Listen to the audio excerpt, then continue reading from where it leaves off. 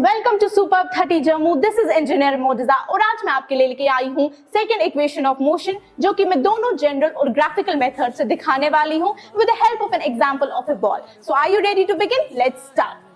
चलो मैं आपको दिखाती हूँ। Let's toss this ball. मैंने इस बॉल को टॉस किया। इसकी दो मोशंस होगी, एक होगी अपवर्ड मोशन और होगी डाउनवर्ड मोशन। सो मैंने आपको इससे पहले वीडियो में भी समझाया था, जो ही मैं इस बॉल को ड्रॉप करूंगी ऐसे, इसकी जो स्पीड होगी at the top at the start, I will call that as initial speed और इनिशियल वेलोसिटी। और जब मेरी ये फ्लोर को हिट करेगी एट द एंड, और उस स्पीड को मैं क्या बोलूंगी? फाइनल वेलोसिटी क्या बोलूंगी। और ये कुछ टाइम लेगा, टाइम ठीक है लेगा ड्यूरिंग इट्स मोशन, ठीक है।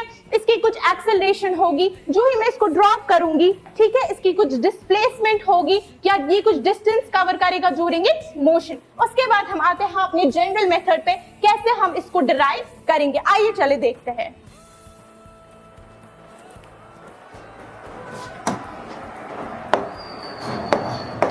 माय डियर स्टूडेंट्स, चलिए देखते हैं। मैं आपको इससे पहले एक कॉन्सेप्ट याद दिला दूं, average velocity.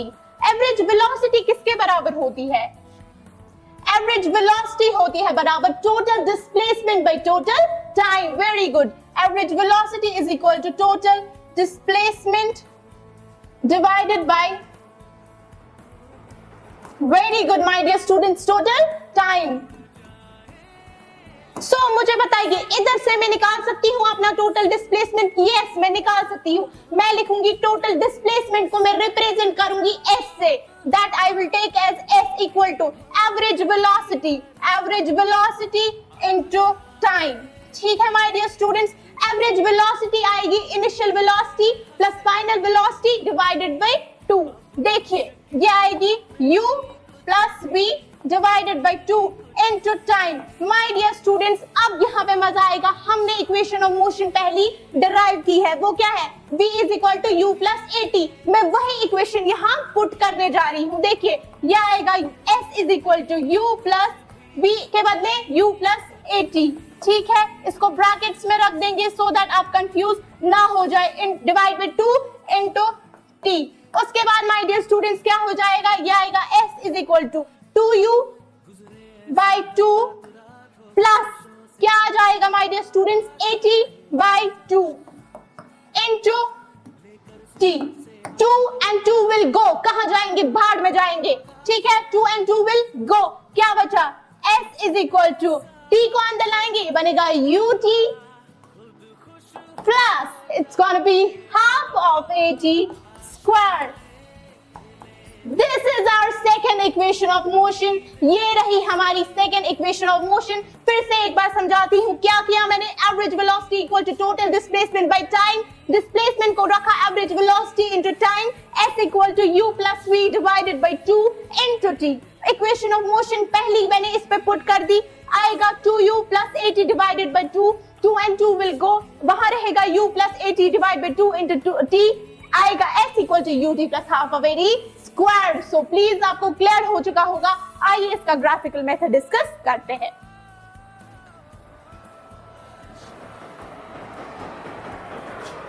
So my dear students, अब मैं आपको with the help of a graph यही चीज समझाने वाली हूं। चलिए देखते हैं।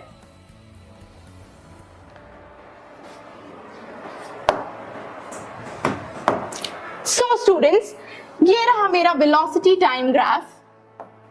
This is my velocity time graph.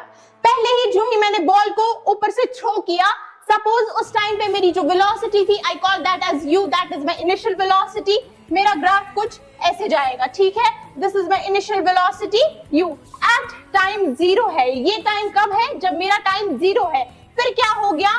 फिर जो मेरा यहाँ पे टाइम t है, यहाँ पे मेरा टाइम t है, ठीक है। एट टाइम t मेरी जो कॉरेस्पॉन्डिंग वेलोसिटी होगी, that will be my final velocity, that will be my final velocity की। तब मेरा टाइम कितना था?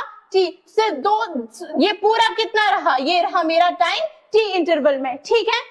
मैं क्या करूंगी? हमें पता है ग्राफ हमें दो ही चीजें दे सकता है, या तो स्लोप देगा या तो एरिया अंडर द कर्व देगा। देखो मैं आपको बताती हूँ कैसे। मैं क्या करूंगी, मैं इसकी नेमिंग करती हूँ। मैं इस ग्राफ को नेम रख देती हूँ ए बी, ठीक है, ठीक है। This is my D C, और इसको, इस पॉइंट को मैं नाम रख दी हूँ डी, और this is my point O, ठीक है। ए बी मैं क्या लूंगी, एरिया अंडर ए बी मुझे क्या देगा, area under velocity time graph मुझे देता है डिस्प्लेसमेंट। तो सो माय डियर स्टूडेंट्स, मेरा जो area under velocity time graph है वो क्या मुझे देगा, displacement, that is area under A B. So area under A B will give me what, displacement. तो मेरा डिस्प्लेसमेंट एस किसके बराबर होगा, किसका, एक तो area of triangle A B C, area of triangle A B C plus area of rectangle O A C D, ठीक है, एरिया ऑफ रेक्टेंगल ओएसीडी, ठीक है। मुझे बताइए एरिया ऑफ ट्राइंगल एबीसी किसके बराबर आएगा, half of base into altitude, कितना है बेस टी, ऑल्टीट्यूड कितना आएगा v माइनस u, ठीक है। It will be half of base t into कितना आएगा v माइनस u, ठीक है, प्लस ट्रायंगल रेक्टेंगल ओएसीडी का एरिया कितना आएगा t इंटू u आएगा, ठीक है, यह आएगा u t, ठीक है माय डियर स्टूडेंट्स। मुझे पता है फर्स्ट इक्वेशन ऑफ मोशन क्या है मेरी, v is equal to u plus a t, तो मैं इधर पुट कर सकती हूँ अपनी first equation of motion v is equal v minus u is equal to a t, ठीक है। तो मैं लिख सकती हूँ half of t into a t plus u t. तो आ गई मेरी सेकंड इक्वेशन ऑफ मोशन, फिर से यहां से s is equal to half of a t square plus u T.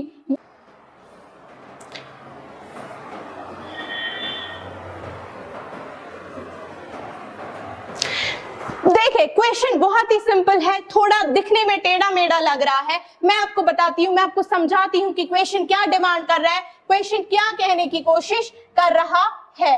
आइए समझाती हूँ मैं आपको अच्छे से।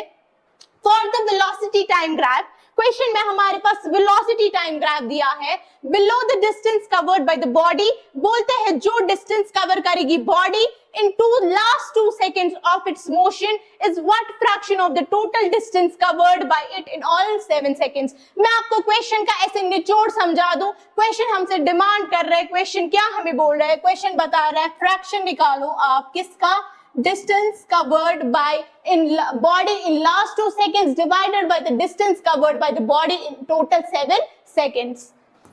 distance covered in last 2 seconds, ठीक है, divided by total distance covered, ठीक है, in seconds 7 seconds, ठीक है माय डियर स्टूडेंट्स। इसमें क्या मैं करूंगी, मैं इसकी भी नेमिंग करने जा रही हूं। लेट्स सपोज मैंने ले लिया, इस पॉइंट का मैंने नाम रख दिया A, इसका मैंने रख दिया B, इसका मैंने नाम रख दिया C और इसका D, और इसका मैंने नाम रख दिया O और इसका P, ठीक है। अब मुझे पता है इसका की कॉन्सेप्ट क्या है, area under velocity time graph मुझे क्या देगा, डिस्टेंस, डिस्प्लेसमेंट देगा, वेरी गुड। तो मुझे बताइए डिस्टेंस किसके बराबर होगी, टोटल एरिया क्या होगा मेरा यहाँ पर, एरिया अंडर एबीसीडी मुझे क्या देगा, डिस्टेंस, टोटल डिस्टेंस। तो मैं लिख सकती हूँ total distance is equal to area under ABCD, लिख सकती हूँ my dear students. Area under ABCD किसके बराबर आएगा, एरिया अंडर ABCD आएगा एक तो ट्राइंगल और इस ट्राइंगल का और एक रेक्टेंगल का, ठीक है। It will be area of rectangle triangle किसका, AOB plus area of rectangle BCPO, BCPO plus area of triangle CPD, ठीक है, एरिया ऑफ ट्राइंगल CPD, ठीक है माय डियर स्टूडेंट्स। देखिए it will be area of triangle होगा बराबर half of base, base क्या है 2 है, 1 2, ऑल्टीट्यूड कितना है 8 है, half of base into altitude, ये होगा 2 इंटू 8 प्लस माय डियर स्टूडेंट्स अब रेक्टेंगल का BCPO क्या आएगा 2 इंटू 8, ठीक है, प्लस एरिया ऑफ फिर से ट्राइंगल CPD वो भी कितना आएगा 1 2 और 8, half of base into 8, base कितनी है, हाफ ऑफ बेस कितनी है 2 इंटू हाइट कितनी है 8, ठीक है। ये टोटल कितना आ रहा है, यह आ रहा है 32 मीटर्स माय डियर स्टूडेंट्स। जब ये 32 मीटर्स आता है, ये क्या है, total distance covered in all 7 seconds. Question हमसे डिमांड कर रहा था फ्रैक्शन निकालो distance covered in last 2 seconds भी, तो distance covered in last 2 seconds क्या होगी, तो distance covered in last 2 seconds होगी हमारी distance covered area under CPD. CPD में क्या होगा, it will be half of base कितनी है 2, ऑल्टीट्यूड कितना है, what is it, it is 8, तो कितना आएगा 2 and 2 will go to hell, it will be 8 मीटर। सो मुझे बताइए फ्रैक्शन किसके बराबर आएगा, मैं फ्रैक्शन को लिख सकती हूं,